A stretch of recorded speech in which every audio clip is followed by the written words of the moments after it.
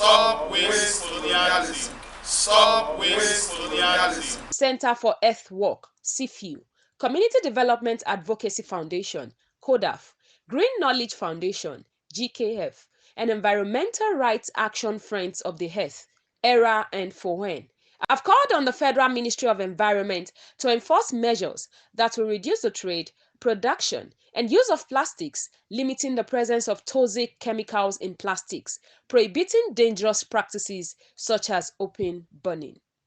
The groups made the call on Thursday at press briefing on plastic policy treaty for Nigeria in Abuja.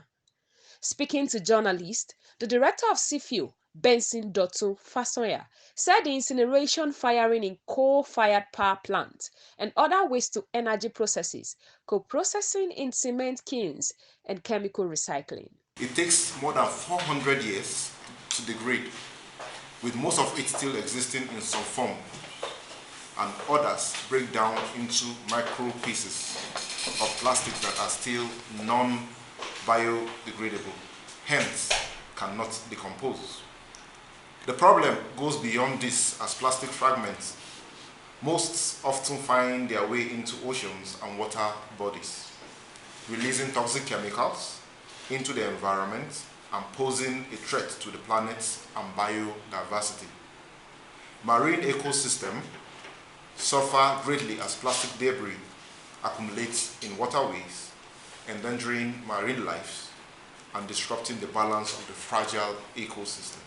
Also speaking, Ubri Joe Maimoni of ERA and FOHEN maintained that federal government must adopt and implement a comprehensive zero waste plan that address all forms of waste at source of generation and across all values chains. Visible arrows that people are now working with. First of all, you have to rethink. After rethinking, you have to refuse. Either you refuse, you reduce, or you reuse, you recycle, you repurpose. And the second one, they call it rot. That rot is normal degradation and all that. That is usually the last option. So these are mechanisms that are in place that can be enforced. But if you tell me not to litter the environment and you have not provided, because on walking on this street, we are supposed to have every pole, you are supposed to see a waste receptacle where you can drop anything that you know that is litter to the environment on. That was the model that worked in Cross River State, where mad people understand that anything that litters the environment needs place it needs to get to. Others who spoke include Bano Ofara of Green Knowledge Foundation and Bini Richard for Community Development Advocacy Foundation, said agency must uphold the United Nations Human Rights Resolution to a safe and clean. With Nigeria being one of the highest contributors to plastic waste in Africa, improper disposal and inadequate waste management infrastructure lead to the accumulation of plastic in streets, water bodies, and landfills, causing pollution and harming ecosystems.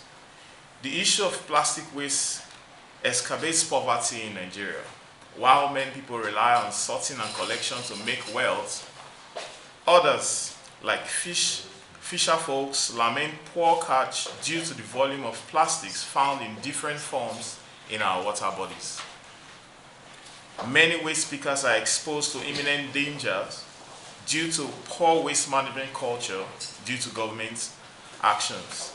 However, the lack of government support for effective recycling facilities, limited market demand, and low prices for recycled plastics make it challenging for these individuals to escape poverty. The presence of plastic debris in farmland hampers agricultural productivity, leading to reduced yields and incomes for farmers. We, as members of Global Alliance for Incinerators Alternative Gaia Network and Break Free from Plastic BFFP movement in Nigeria, call on the Federal Ministry of Environment, Intergovernmental Negotiation Committee, INC, Focal Points of Nigeria, National Environmental Standards and Regulation Enforcement Agency in Israel, and other environmental agencies to 1. Strongly align with the ambitious position of the BFF movement Gaia Network to reduce the trade, production, and use of plastics, limiting the presence of toxic chemicals in plastics, prohibiting dangerous practices such as open burning, incineration, firing in coal-fired power plants, and other waste-to-energy processes, co-processing in cement kilns, and chemical recycling. Adopt and implement a comprehensive zero-waste plan that addresses all forms of waste at source of generation and across the value chains. High point of the press briefing was question and answer section. The major target for this is to ensure that the narrative and the positions for Nigeria actually reflect what the Nigerian people want, or what matters the most for the Nigerian people. The voices of the voiceless are heard, and the voice that are most important, usually that don't have opportunity to be in some of these important meetings, like the Paris, for instance. There was a feature on Al Jazeera last night. Imagine Paris is one of the most expensive cities in the world. How many people can get to this kind of meeting to bring their voice to the table? Again, even look at the venue itself, it has limited capacity and all of this. So we need to have a platform like this to be able to bring voice from grassroots, to be able to bring them to the table. So I would advise that this message shouldn't just go out.